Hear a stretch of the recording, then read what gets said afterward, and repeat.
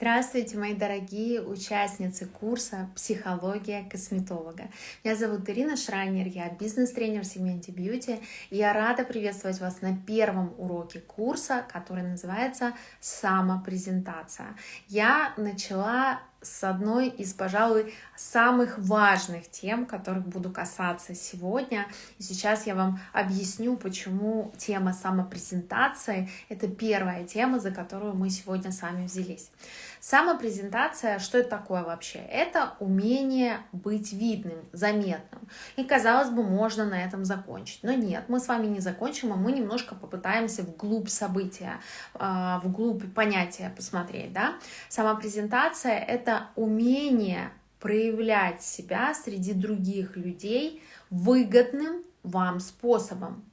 То есть хотите вы того или не хотите, вы каким-то определенным способом уже сегодня как-то себя самопрезентуете. Даже если ничего не рассказываете о себе, то ваш внешний вид, то, как вы разговариваете, то, как вы держитесь, это все производит некое впечатление, производит некую презентацию вас.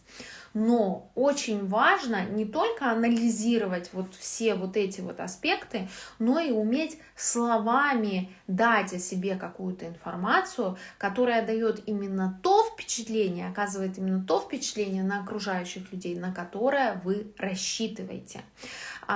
Самопрезентация на сегодняшний день, я считаю, что это один из самых важных soft skills. Что такое soft skills? Мягких навыков, внепрофессиональных навыков. Почему это так? Потому что мы с вами можем очень просто себе представить и разобрать такие случаи, когда вам самопрезентация пригодится. Например, когда вы встречаете клиента у себя в салоне или в студии или в клинике, который у вас впервые. Что в этом случае происходит? Вы клиенту типично, обычно просто представляете: здравствуйте, меня зовут Ирина, я ваш косметолог, пойдемте в кабинет. Да? Это с точки зрения взаимодействия просто с человеком, с каким-то, окей, я представилась и я делаю свою работу. Но с точки зрения развития бизнеса, с точки зрения взаимодействия с новым клиентом, таким образом, чтобы он пришел к вам снова, чтобы он сейчас уверенно, хорошо чувствовал себя на визите, это неправильный подход.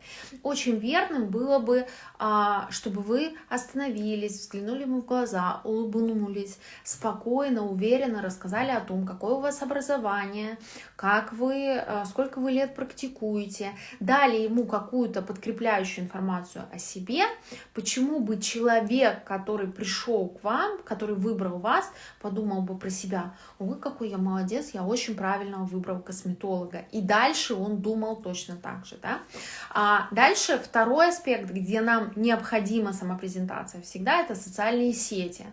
В социальных сетях, хотите вы этого или нет, но вам приходится рассказывать о себе, либо писать о себе, либо рассказывать о себе. И в том случае вам нужно выбрать какие-то верные слова и какие-то верные факты из вашей жизни, чтобы эта самопрезентация оказала то действие, на которое вы рассчитываете, то впечатление дала о вас, которое вам нужно. Да? Вы очень часто, я думаю, сталкиваетесь с тем, что самопрезентацию запрашивают у вас клиенты, которые пишут вам директ, потенциальные клиенты. Когда вас человек еще не знает, вы даете, например, какую-то процедуру, какую-то услугу, которая заинтересовала человека, да? Он хочет на нее записаться, сначала типично узнает цену, а потом задает вам несколько вопросов о вас. А сколько вы практикуете, какое у вас образование, давно ли вы делаете эту процедуру и так далее. И здесь плохой выбор, когда вы отвечаете односложно клиенту, когда он спрашивает: какое у вас образование, вы пишете высшее медицинское, а какое у вас образование, среднее медицинское, сколько лет вы практикуете, вы отвечаете одной цифрой. Это прям нехорошая история. Хорошая история, когда у вас есть заранее подготовленный, выверенный текст, над которым вы раздумывали, который составлен правильно с точки зрения убедительности, там правильно подобраны слова, там нет ошибок, и вы это отправляете клиенту, клиент может оценить ту информацию, которую вы ему предлагаете о себе. Конечно же, вам очень нужна самопрезентация и искусство, вот этот навык делать самопрезентацию, когда вы оказываетесь на каком-то обучении, на каких-то форумах, на каких-то семинарах, на каких-то конференциях, а вы по роду деятельности оказываетесь на них часто. Когда вы путешествуете, например, компания-производитель везет вас куда-то в поездку, да? И тут есть две модели поведения. Первая модель — это когда вы такой мышкой, испуганной, перепуганной, немножко так вдалеке от всей группы, стоите, ходите, вроде и на завод съездили, вроде и в гала-ужине поучаствовала, вроде и на экскурсию сходила, а как-то вот особо удовольствия и не получила, потому что не с кем разделить эмоции. А есть вторая история, когда вы, попадая в круг незнакомых людей, быстро обзаводитесь знакомствами, быстро какие-то связи налаживаете и получаете, может быть, даже больше и интереснее информацию или больше идей от людей, с которыми вы там общаетесь, потому что у каждого свой опыт, у каждого свой путь, да, чем, например, от прямого спикера, который там будет выступать, или больше информации вам дали ваши коллеги, может быть, чем там на завод вы съездили и вам там рассказали, с какого года работает это производство. То есть это очень важно, что вы будете говорить в такой ситуации о себе, как вы будете знакомиться, а то, что у вас спросят, кто вы, что вы, чем вы занимаетесь, как вы этим занимаетесь, я имею в виду, каким образом вы ведете свой бизнес, сколько лет вы этим занимаетесь, на чем вы специализируетесь. Вот в такой ситуации вас обязательно об этом спросят. Дальше, конечно, мы с вами должны помнить, что у нас есть еще такой пункт у некоторых — трудоустройства.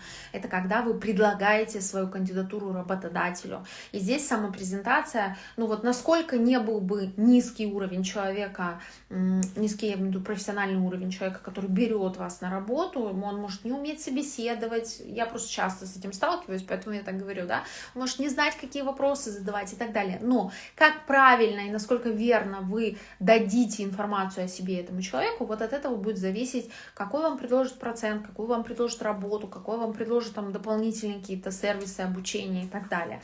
И я думаю, что это объяснять не нужно. Итак, почему косметолог не делает самопрезентацию? Давайте с вами разберем. Не делает он ее по 3 причинам. Причина первая, я начну с самой простой: не умеет. Это причина, которую мы долго обсуждать не будем. Не умеете — научим. То есть я обещаю вас этому научить. Поэтому если не умеете, все нормально, научитесь. Вторая причина, такая чуть посложнее: боится. От чего может бояться взрослый человек, рассказывая о себе? Ну, конечно, он боится очень простой такой вещи, он боится внешней оценки. Он боится, это можно по-разному называть. Например, не люблю я выступать. Я не люблю выступать, поэтому я не буду рассказывать о себе в этой прекрасной компании, да?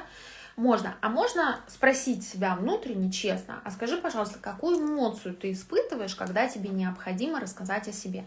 И ответить себе честно: я испытываю страх. И подумайте, почему же этот страх возникает? Этот страх возникает, потому что ваша внутренняя оценка себя, она очень зависит от того, какую оценку вы получаете извне. И вам некомфортно и даже больно на ментальном уровне, когда ваша внутренняя оценка вынуждена как бы падать, да, или вынуждена...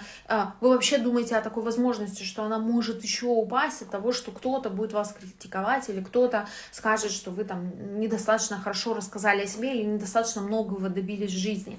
И вот когда, если вы сейчас меня слушая, честно себе говорите, что да, я не хочу делать самопрезентацию, потому что типично, скорее всего, мне мешает делать это страх.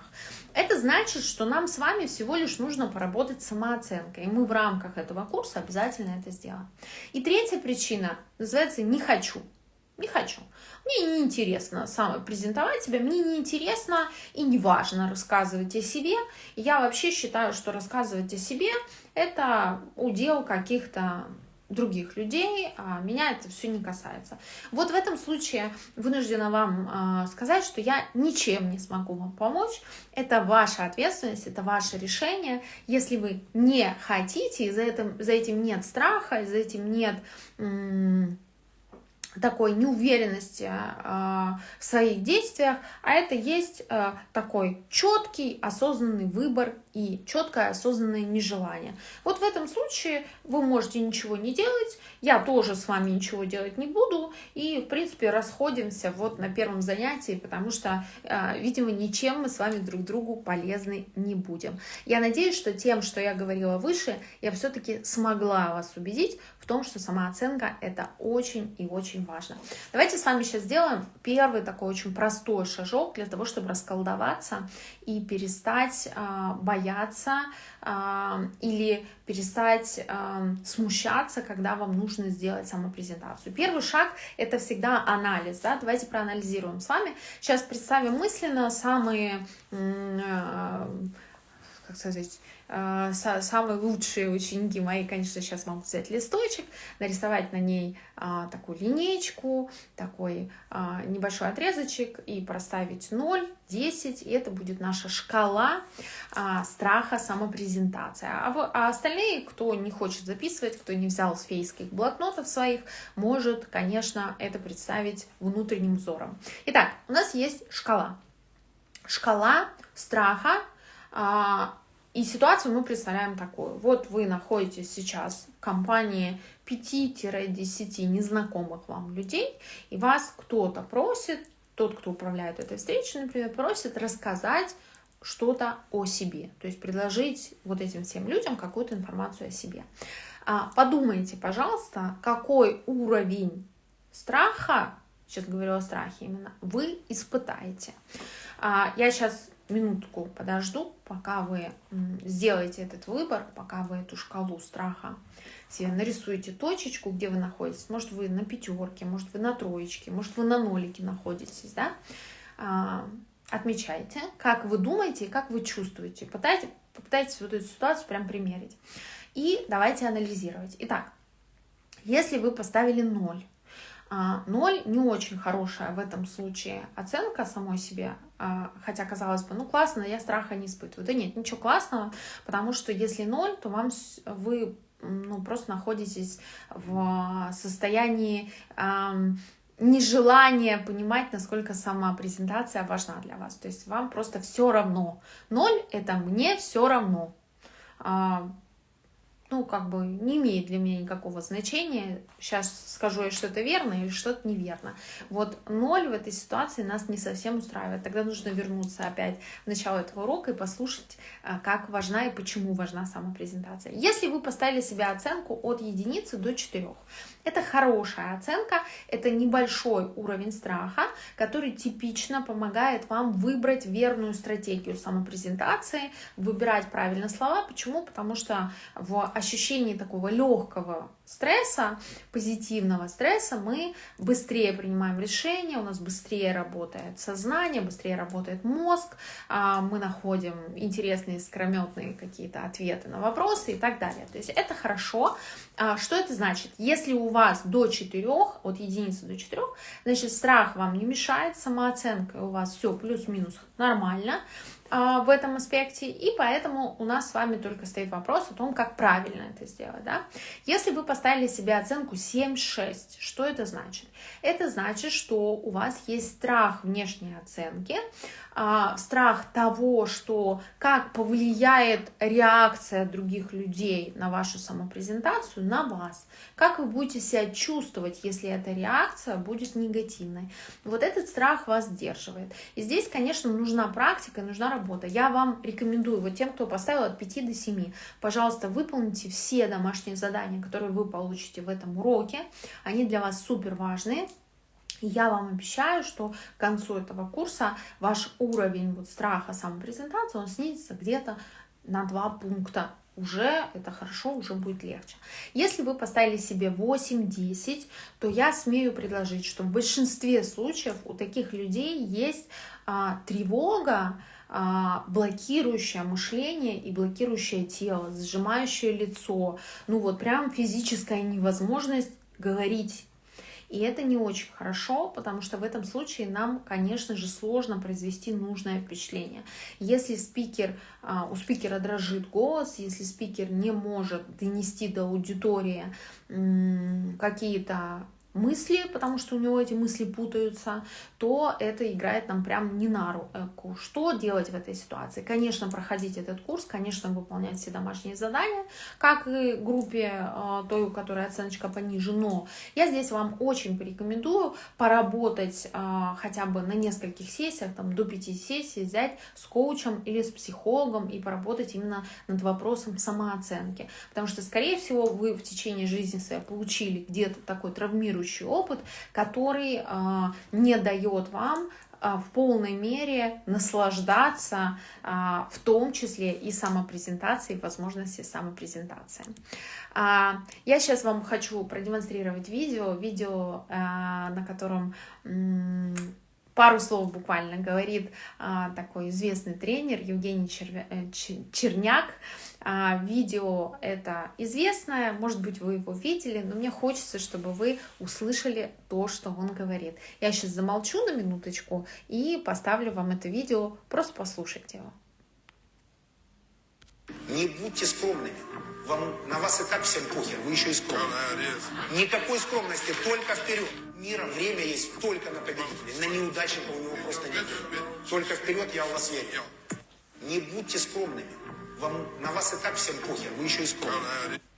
Я надеюсь, что это такая довольно жесткая мотивирующая фраза, она немножечко вас и насмешила, и в тот же момент чуть-чуть окрылила. Да? Скромными быть не нужно. Нужно найти, что мешает нам делать самопрезентацию, и с этим поработать. Итак, домашнее задание номер 1. Мы помним, что те, кто поставил себе по шкале страха самопрезентации от 1 до 3, они могут немножко профилонить. Те, кто поставил себе больше, для вас домашнее задание обязательно. Домашнее задание будет необычное. Вот какое.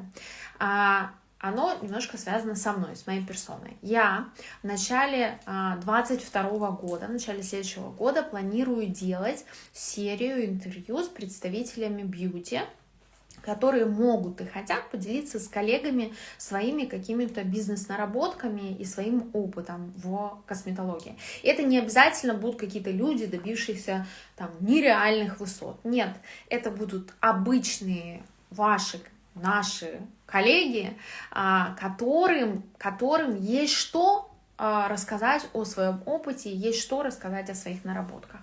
Как это связано с вашим домашним заданием?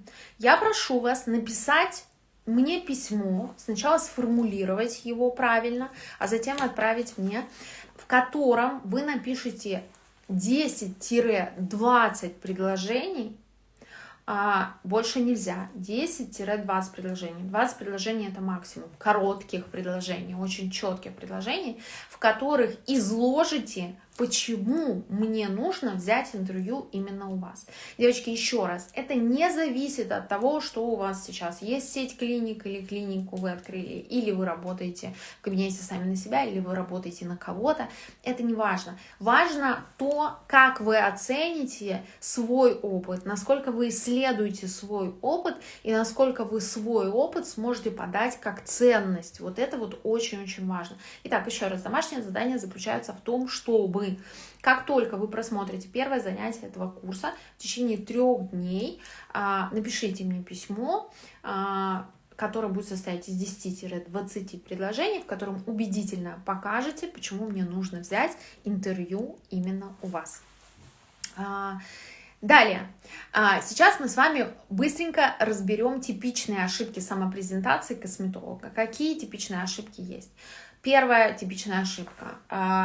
Это я сейчас говорю о тех случаях, когда я собираю зал косметологов, есть какое-то количество людей, я прошу, девочки, пожалуйста, сделайте такую короткую самопрезентацию в течение минуты. Я обычно прошу сделать elevator speech. Что такое elevator speech? Это такая короткая речь в лифте, переводится, да, когда человек перемещаясь, там есть целая легенда, не буду ее рассказывать, когда человек во время движения лифта должен о себе что-то такое сказать, чтобы заинтересовать других людей в своей персоне, в своем проекте, ну, неважно, в чем-то еще. Вот я прошу сделать такую мега короткую презентацию. Что мне обычно типично говорят? Не готова делать самопрезентацию, не готова, говорят, не знают, что говорить, да? Это ошибка, потому что у вас всегда должны быть отрепетированные, вылетающие слова, которые характеризуют ваш род деятельности. Вот, например, я Ирина Шрайнер, я бизнес-тренер и коуч в сегменте бьюти. И мне легко это говорить, потому что я умею, привыкла это говорить часто. Вот так вы должны, недостаточно сказать «я косметолог». Вы можете в это сообщение вот вложить какой-то больший смысл, чем просто я среднестатистический косметолог.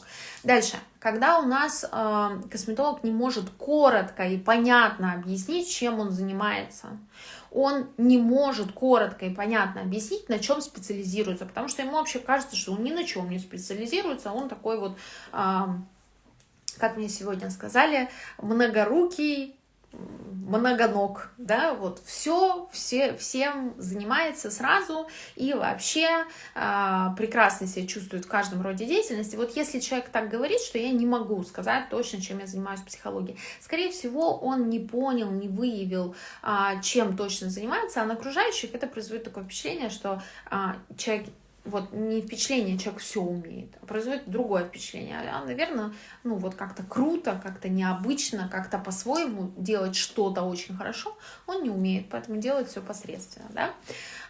Есть такие ваши коллеги, к сожалению, и они у меня забирают время тренинга, обычно семинара, мне приходится их останавливать, потому что когда я прошу сделать их самопрезентацию, они зачем-то начинают пересказывать мне свою биографию. Самопрезентация — это не пересказ биографии. Запомните, пожалуйста, это очень важно. Это не биография, это те факты из биографии, которые производят то впечатление, которое вам нужно. Если у вас есть в биографии факт какой-то, я не знаю, что вы по какой-то причине не закончили медицинский институт, да, и там с 3-го курса ушли, ну, например, решили посвятить себя семье в тот момент, то, ну, вот пересказывать это клиенту или там еще какому-то человеку мы, наверное, не станем его погружать в эти факты, а ну, каким-то другим образом презентуем то, что у нас есть вот неоконченное высшее образование, там 3 курса медуниверситета, например, да. Есть такие люди, которые дорываются до микрофона, и у них просто поток речи вот такой идет, неостановимый, и там нет рационального зерна. То есть непонятно, что человек хочет о себе конкретно сказать. Он хочет рассказать о себе все. Это не касается биографии, это может касаться его вопросов, запросов, случая, который у него произошел вчера и так далее. Это не сама презентация. Это производит всегда впечатление такое, что человек просто, ну, его нельзя остановить, он довольно такой не очень приятный собеседник, да, навязчивый немножко, наверное, и так далее. Хотя вы можете быть и не таким, а вам просто вот хочется рассказать много о себе. Презентация — это короткий рассказ о себе, это мало рассказать о себе. Дальше. Считаю, что в это время и в этом месте мне нет смысла себя представлять.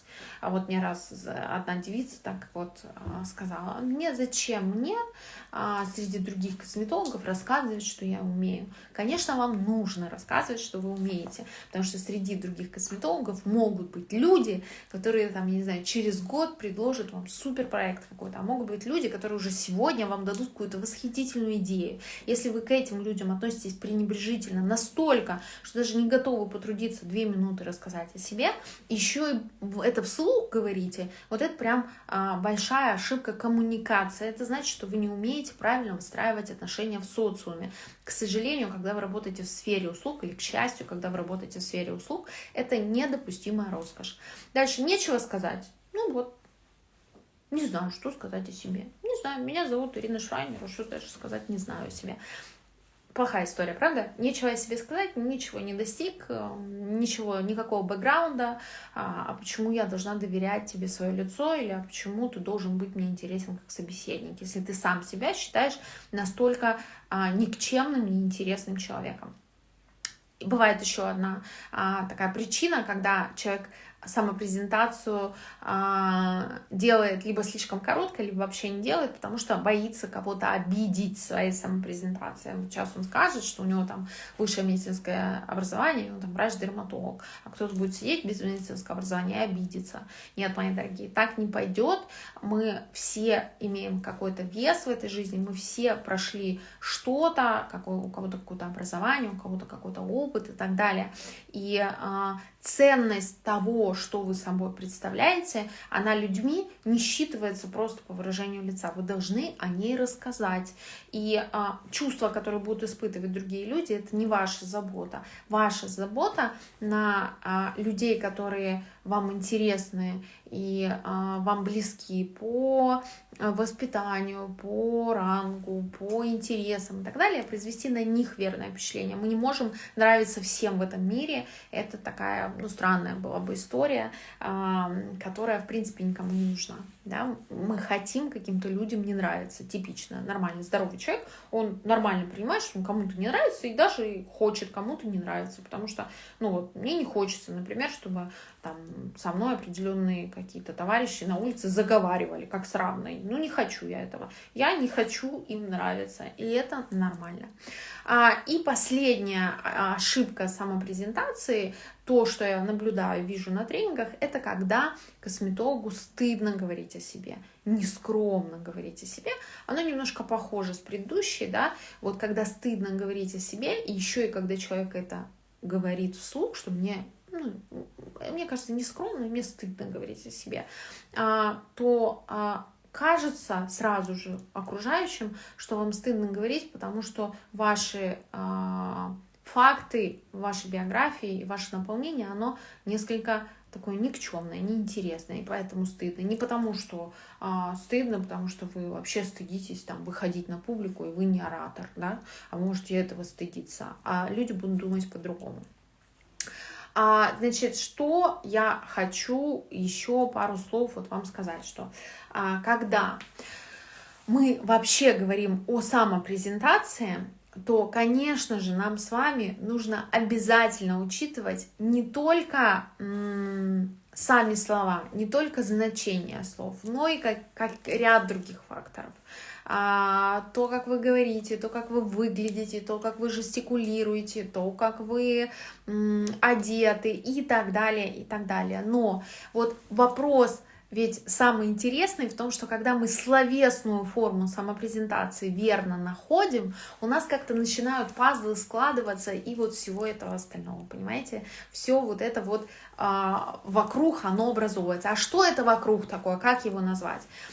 Слова — это стержень нашей самопрезентации, да, потому что мы должны что-то сказать или что-то написать. То есть слова самые важные. А дальше что? Личность ваша, кто вы, что вы, как вы себя подаете. Декорации. В декорации входит окружающая вас обстановка, ваша одежда, ваши украшения и так далее, и так далее. И команда, то есть люди, готовые вас поддержать. Люди, которые готовы сказать на вашу самопрезентацию: да, это так. Это точно так, это вот он правду про себя говорит. Вот если таких людей нет вообще, почему мы любим так отзывы, да? Почему мы читаем отзывы о других людях, о экспертах каких-то и так далее? Потому что нам важно, чтобы социум поддержал вашего специалиста какого-то в его самопрезентации, чтобы социум не сказал: что?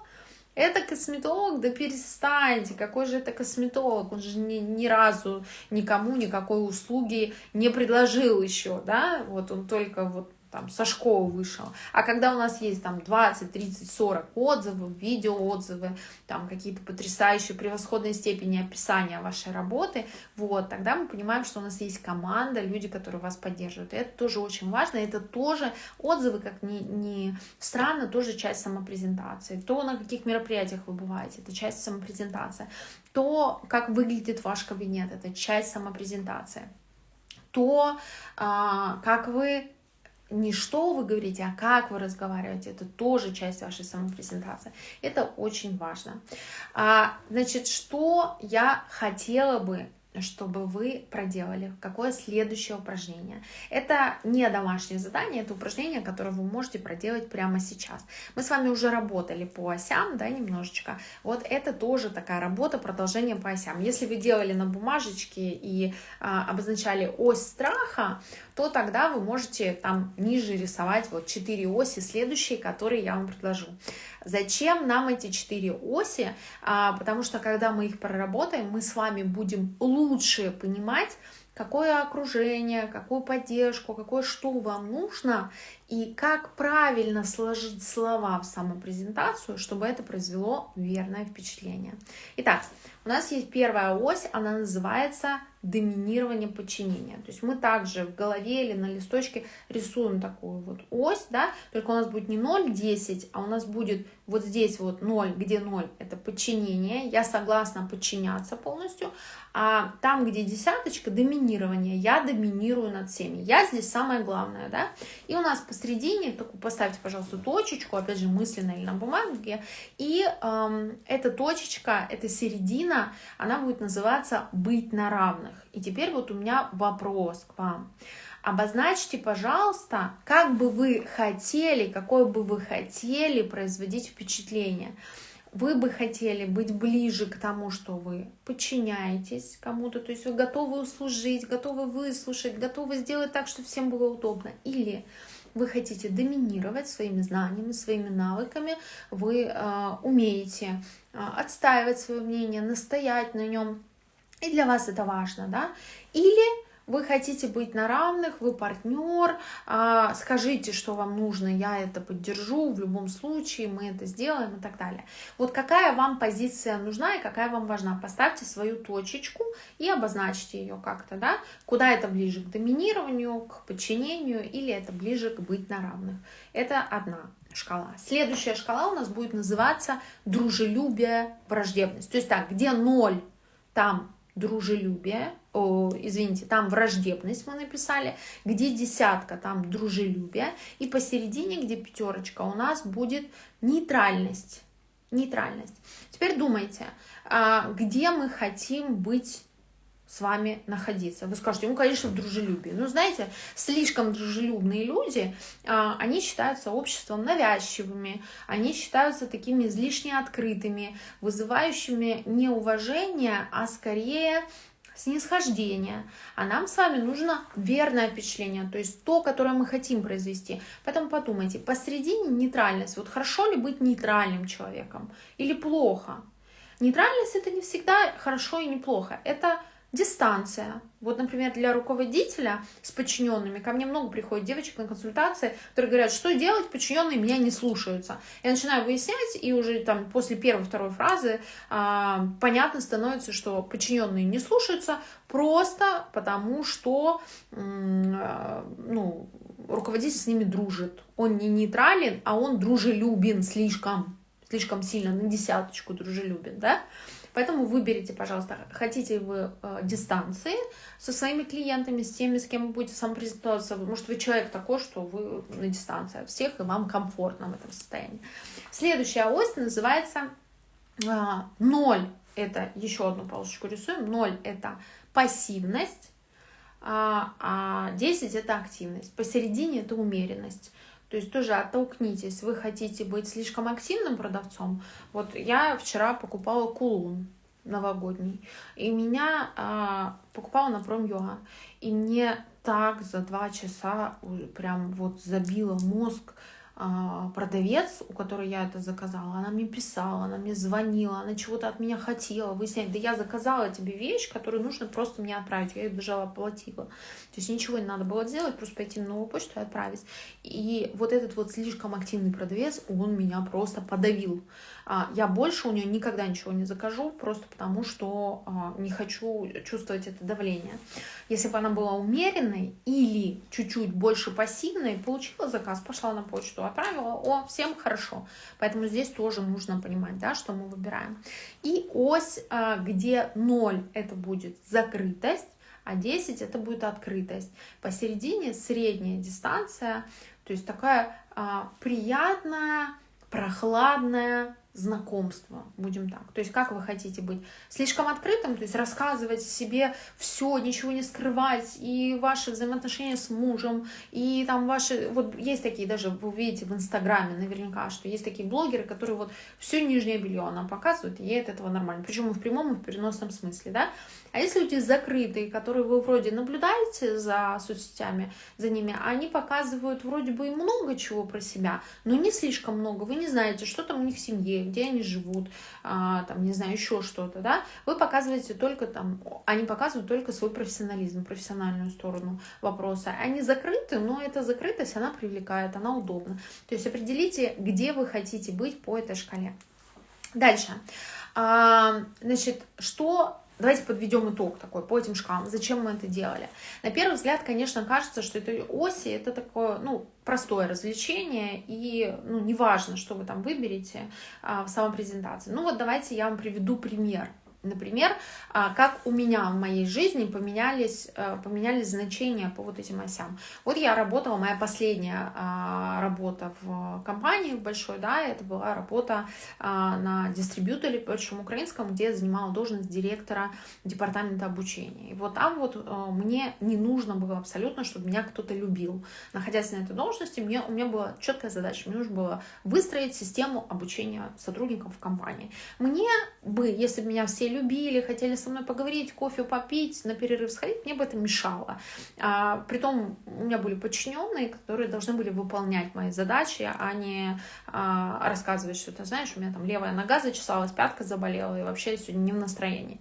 Мне нужно было, чтобы меня уважали и сохраняли дистанцию. Поэтому у меня была шкала такая: доминирование высокое, активность высокая, нейтральность и закрытость. Вот это краткое описание было моей ежедневной самопрезентации. Я начала работать тренером, внешним тренером, независимым тренером, работаю сама на себя, с кем хочу работаю, с кем не хочу не работаю. И что у меня сейчас? Сейчас, если я прихожу на живой тренинг, я презентую себя так, чтобы читалось доминирование, потому что не может быть так, что в зале кто-то будет доминировать, а я буду, значит, слушать и есть то, что он мне говорит. Нет, я пришла научить, поделиться, значит, я должна быть авторитетом, я должна доминировать, да? Доминирование высокое, дружелюбие высокое, потому что мне надо, чтобы через позитивную эмоцию заполнились мои какие-то слова. Умеренной я должна быть, не могу я быть очень активной, или пассивной не могу быть. Очень активной, это значит, что я буду говорить, и другие не смогут со мной в диалог вступить. Например, слишком быть пассивной, тоже будут все засыпать. То есть я должна быть умеренной в энергии и открытой довольно. Открытой до той степени, открытость так чуть-чуть в сторону открытости, то есть до той степени, где мне комфортно. Я могу рассказывать истории своего опыта про себя, но не до конца, но не все то, что рассказывать не готова. Итак, мы с вами должны сейчас вот эти вот шкалы, те, кто рисовал, уже молодцы, те, кто слушал, вот настала пора рисовать. Значит, задание такое, домашнее задание номер 2 у нас, да? Нарисуйте 4 шкалы, и это будет 4 шкалы в блоке задания. Как у вас сейчас, вот проанализируйте, как вы думаете, как сейчас вас воспринимают люди. Еще 4 шкалы нарисовали, сверху пишем, как я хочу, чтобы меня воспринимали, на каком уровне доминирования энергии, на каком уровне открытости и так далее. И третий, и вот эти вот 2 тут поработайте сами. Сделайте выводы какие-то, прям напишите вывод и напишите, я вот сейчас такой, я хочу быть таким, да. И третье, как вас видят другие люди. То есть возьмите из вашего окружения пару людей, которым вы доверяете, которые к вам неплохо относятся, и попросите их по вот этим шкалам вас проанализировать. И сравните с тем, что вы сами о себе написали. Вы очень удивитесь. То есть цель этого домашнего задания — описать для себя план действий по этим 4 шкалам. Например, я к примеру привожу, например, вам нужно снизить дружелюбие, да, чтобы клиент у вас не просил каждый встречный поперечный скидку, то есть дружелюбие уменьшить, увеличить активность в том числе в самопрезентации, в рассказе о себе, в рассказе о ваших каких-то наработках и так далее, повысить закрытость, потому что вам кажется, что слишком много о вас все знают, а вам хочется быть такой более загадочной, да, к примеру, и усилить доминирование. Вот это вот может быть вашим планом на следующую стратегию самопрезентации, да? То есть этот план, что он вам дает? Он вам дает ясное понимание выбора слов. Вы вот это сделаете и будете на это смотреть, когда будете прописывать самопрезентацию. То есть понимание выбора слов, визуально.